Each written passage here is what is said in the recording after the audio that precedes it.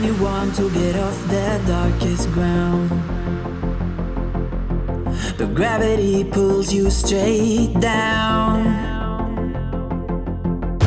Earth from a bird's eye view. You should grow feathers and see this too.